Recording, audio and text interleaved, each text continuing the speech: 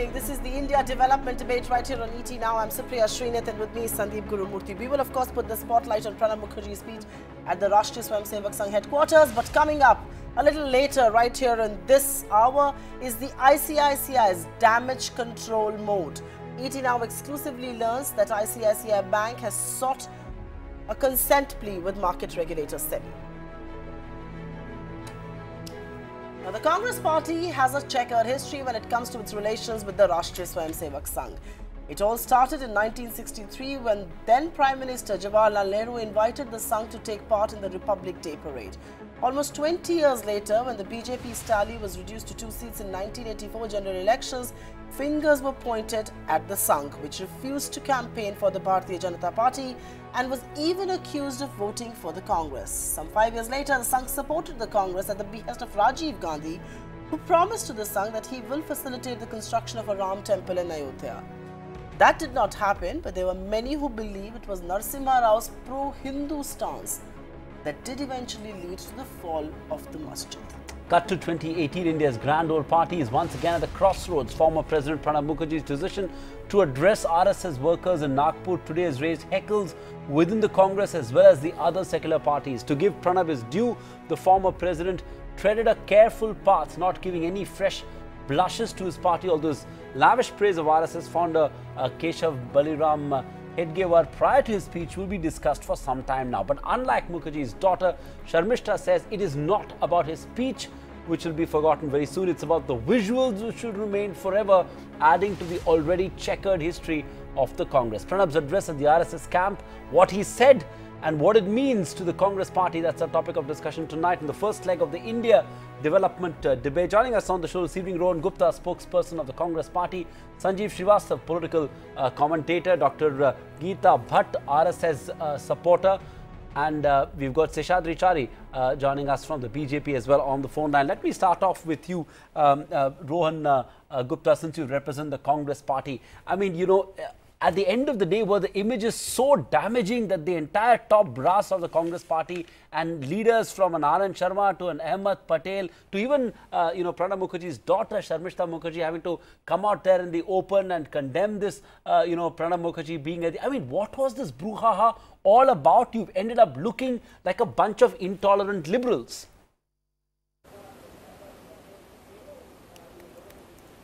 See, if you see Congress party, if you see the party's trend, it is very clear. We have ideological difference with RSS. Pranab Mukherjee has been party's leader in past. So as a Congress party, we have obviously right to represent what is our view. But at the end of the day, after listening to the speech, one message is very clear that people of country has compelled RSS to talk about unity in diversity. But now the future will speak that they have to follow the principles what they have spoken today. They will have to walk the talk now. So the point here is very clear. As a party, we had always right to represent or protect our ideology, and that's what the party has done. But at the end of this event, if BJP or their RSS top brass, they listen to the speech of Mr. Mohan Bhagwat or Mr. Pranab Mukherjee, they will have to completely change their stand. They will have to stop intolerance. They have to follow what they have spoken today.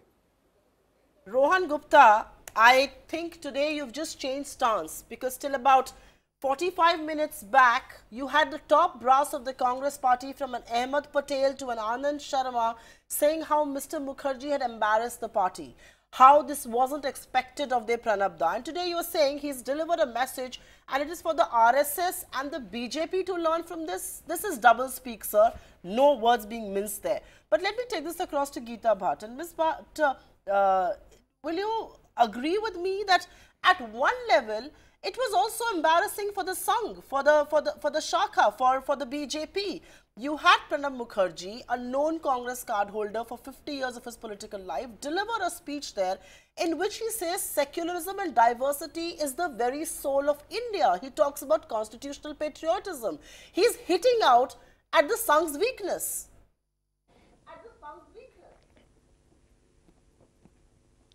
See, secularism has always been a part of our culture.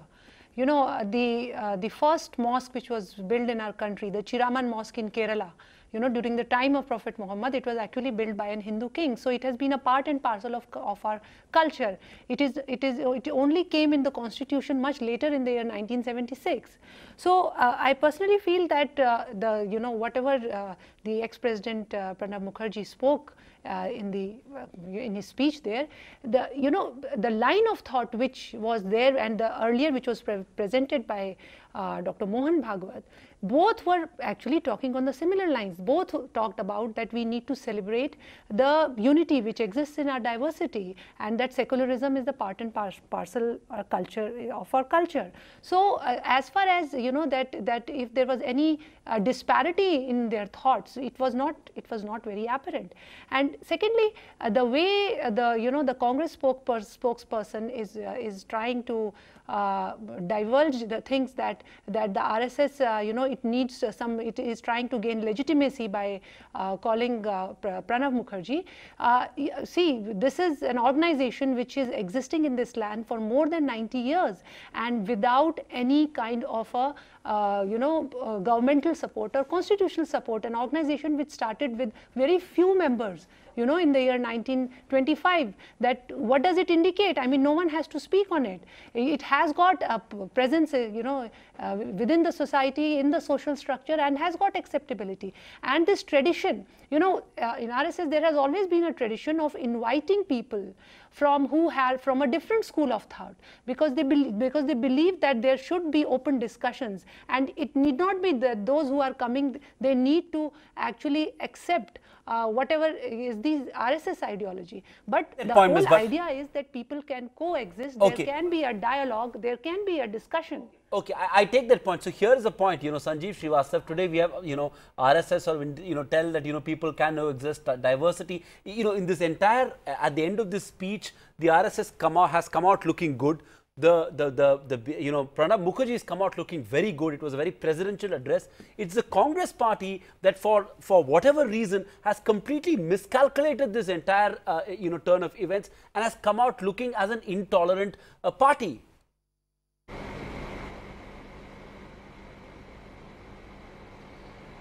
Sandeep, you have snatched my words. I was to say that I don't know whether there is any winner this evening, but there is a clear loser, and that's the Congress party.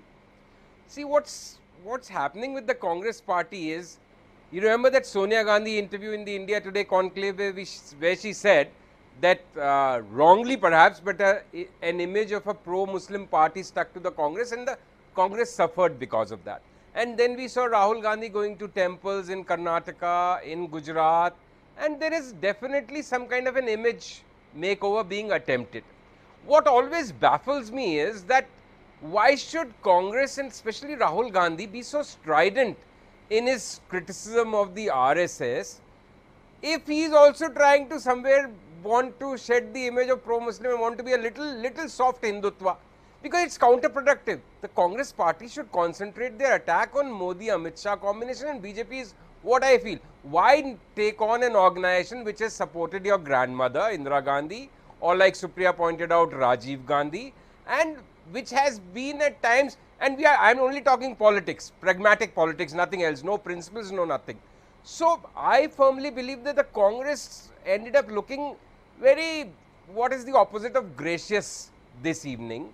They came across looking as someone who did not trust a Pranab Mukherjee, who has been with them for 50 years, notwithstanding the time that he left the party for 3 years when Rajiv Gandhi became the Prime Minister, because he had his own ambitions.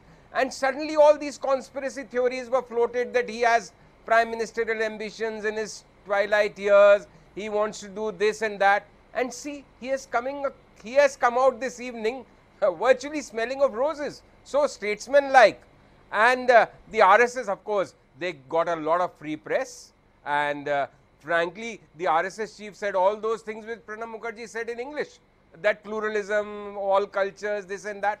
So why give this opportunity to your opponents to be described as you just described them as Congress, Sandeep, that they are intolerant liberals. Okay, Because Sanjeev Srivastava, just hold your intolerance thoughts on there. both sides is Sanjeev, something which is difficult to digest. okay, Sanjeev Srivastava, just hold your thoughts there. I find it difficult to digest about what the brouhaha from the Congress party was all about. I wonder if Sharmistha Mukherjee is going to put out another tweet saying that she's proud of her father espousing secular and, you know, the democratic credentials of India. But let me take this across to Seshadri Chari of the Mukherjee BJP. was only saving her skin for tomorrow. Of the BJP who's joining us here. And Mr. Chari, while, you know, we do believe that the Congress has come out looking like a bunch of intolerant, quote-unquote, liberals, what about the BJP and what about RSS? Was Pranab Mukherjee's presence there that made Mohan Bhagwat talk about RSS isn't just for Hindus? He went on to say there is no pariah of the RSS. He went on to espouse plurality. It was, I mean, in some sense, Mr. Mukherjee's presence has also embarrassed the RSS because his speech was very, very preachy. He preached secularism. He preached constitutional patriotism. He preached the diversity of India being the soul of this country. I don't know how long you have known RSS or how many speeches of adult life, sir. Long enough in my adult life.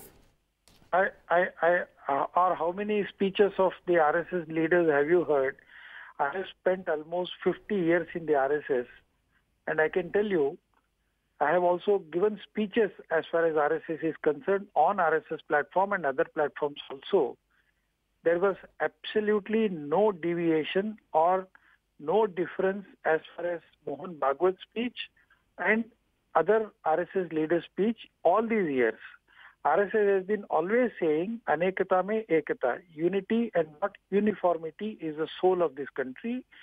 And from 1950, when we accepted the constitution, RSS has stood by the constitution.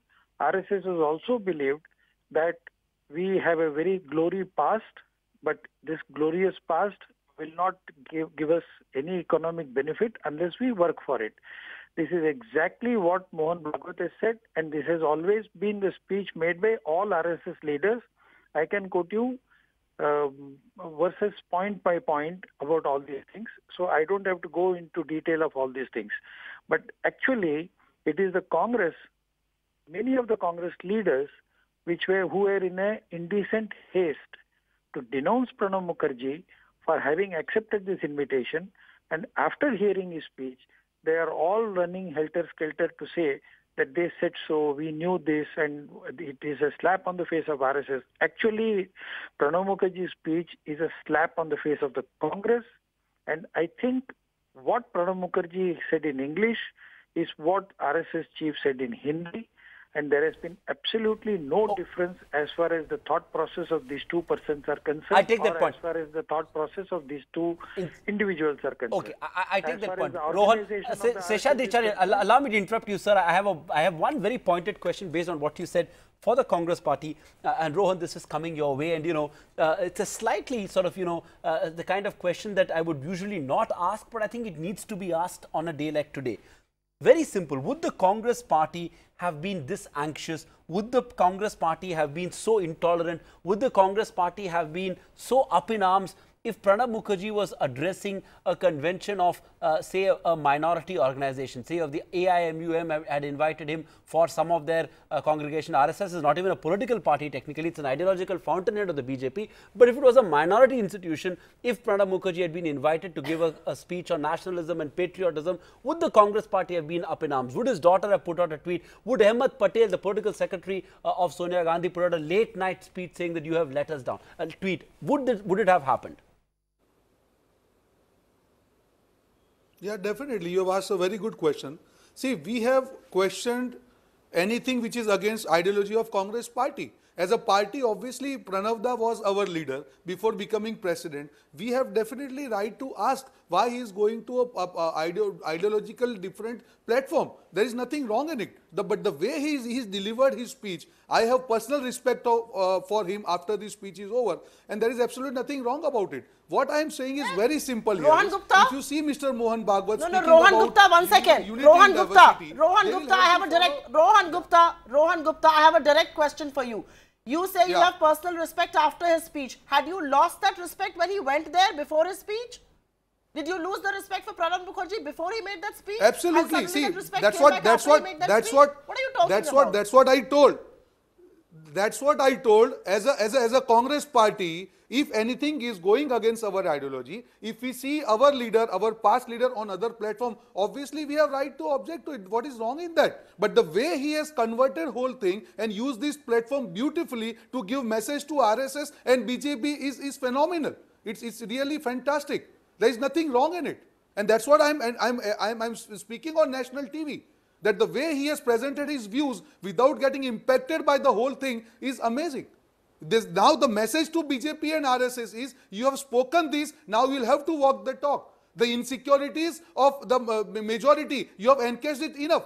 You have failed in last 4 years. If RSS really wants to walk the talk, they should have opposed wrong policies of Modi government, which they have never done. We have seen lot many cases of intolerance. We have seen lot of failures of this BJP government. Why RSS has been silent? So now today what they have spoken, if they really believe it, they will have to show it in future that yes, they really believe it and they will follow the same.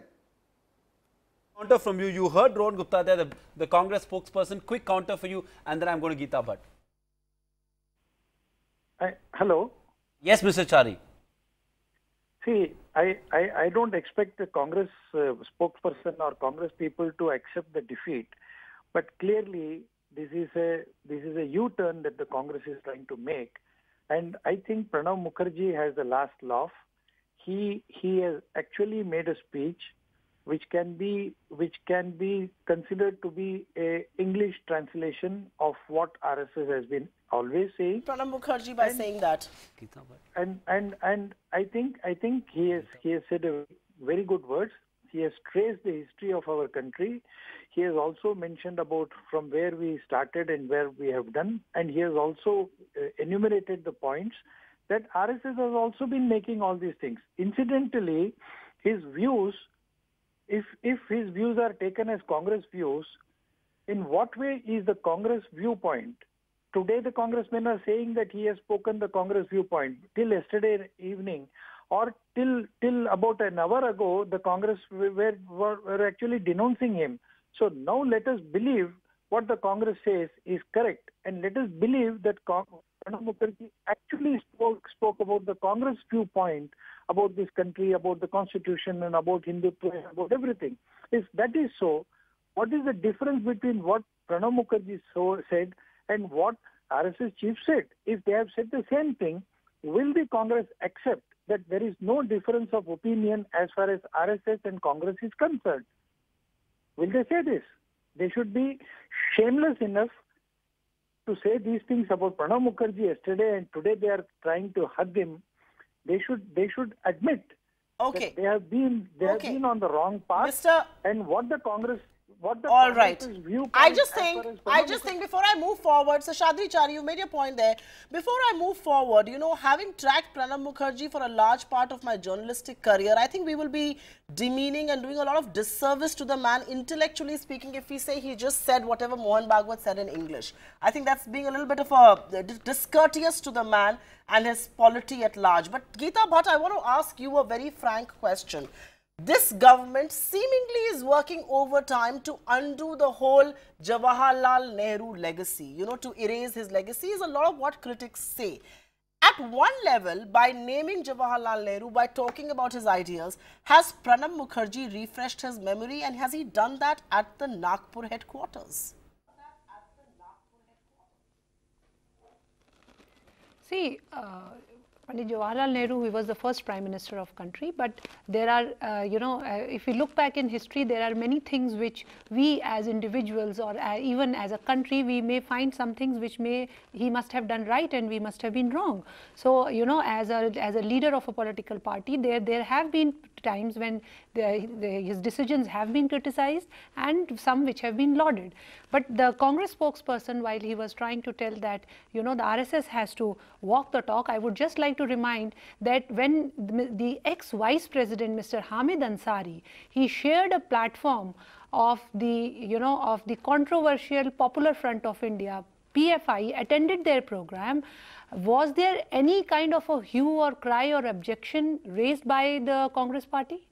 After all, he was also from the same political ideology and group. But why, look at the contrast between when Mr.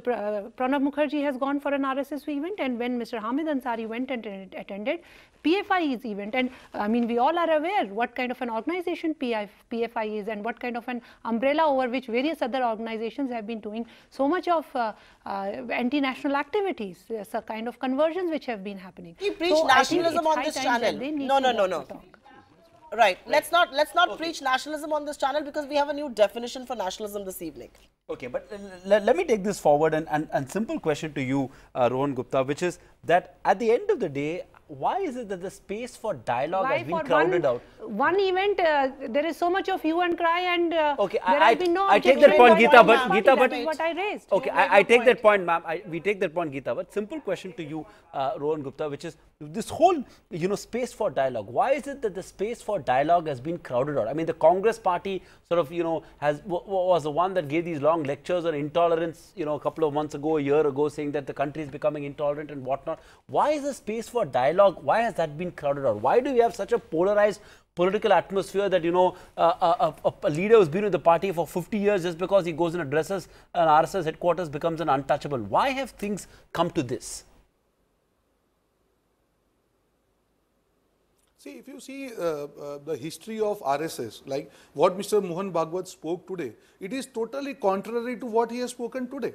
If you see the history, the freedom movement, RSS was never part of freedom movement. They have always opposed Mahatma Gandhi's, whether it is Quit India movement or Solve movement. Why they have opposed it? Forget about that. If you are so-called nationalist or pluralist, if you see 4 years of Modi government, there are lot many incidences of intolerance. There are lot many incidences of like failed foreign policy, whether it is Pakistan policy or others. Why RSS has been quiet? So see, you just can't speak from the stage and follow the different ideology. Our question is very simple. If RSS, yes, you are right, there should be dialogue, but the dialogue can be with the people who have the proven track record. If you see RSS or BJP or PM Modi, they speak something different. And when it comes to electoral politics, we have seen in recent past, whether it is Karnataka or Gujarat, they are going in name of Hinduism. So it's a double-faced sword they are using. But now after 4 years, the way public sentiment is coming out, the way they are losing election after election, there is a realization in BJP and RSS that look, now politics of hatred is not going to work in this country. Rohan Gupta, please listen to me. Have realized the truth. You are talking about... Now they are presenting the different view. No, 1 second, Rohan Gupta. Let's not talk about them using it. I don't want to butt in, and this is not my habit of doing it. But I think absolutely, Mr. Mohan Gupta, I am very sorry to say, he is absolutely on a wrong track. RSS has never indulged in this kind of politics. It is the Congress which has done it. I am not here to discuss absolutely about not. Politics. Why you have been silent? Why you have been silent for last 4 years? You have seen the incidences of Dalit atrocities. One second. We are not talking about Dalit atrocities here. Rohan Gupta, please wait. My simple point is, if you want to understand RSS, come to RSS speeches, go through RSS speeches, what RSS has been saying, what RSS leaders have been saying. Mr. Chari, I'm coming back to you for the next question, but for people at large, this looked like a more liberal RSS. I'm going to say that on national television. But Sanjeev Srivastava, I have to ask you this question. Pranab Mukherjee is a political animal. He's never done anything in his life without a political purpose. He has been in politics for 50 long years. What was the political purpose that he tried to serve today by attending that event and by the speech that he delivered?